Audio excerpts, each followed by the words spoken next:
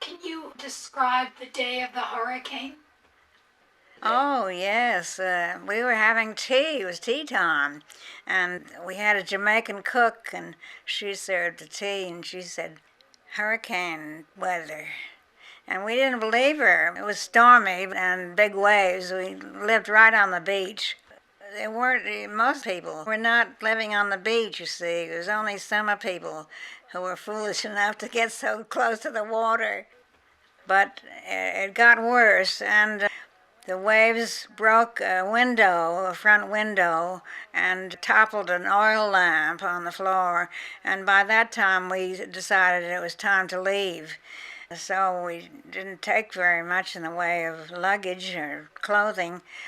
My husband had a suit of oilskins, trousers and coat and hat, but it was the wrong thing because he couldn't swim and he had to swim across the pond. So he got under the water and took those off and let them go. The cook couldn't swim, so he had to hold her by her hand. And when he went under the water to take his trousers off, oilskins, she disappeared under the water, and we didn't see her again. He felt terrible. He just was very, very upset, having been responsible, he thought, for her drowning. But he wasn't responsible. He couldn't help it.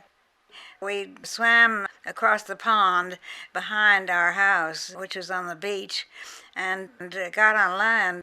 And we saw this little figure in a red coat and white trousers walking toward us, and it was Tom Benton.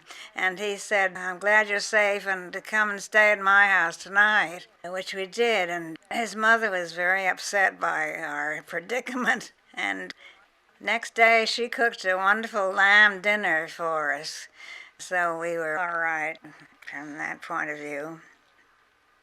This cook of ours was the only casualty on the island, and that made us feel very bad.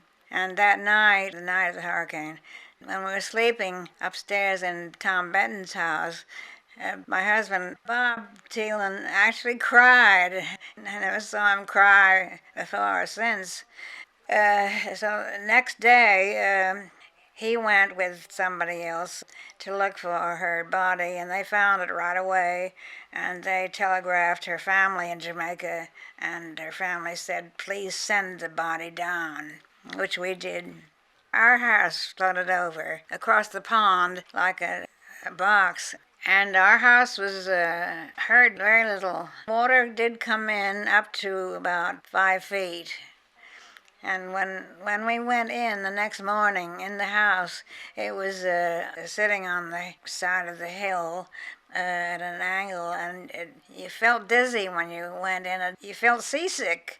We got everything out gradually. It was a lot of work. And then we had it moved up on the hill where it is now.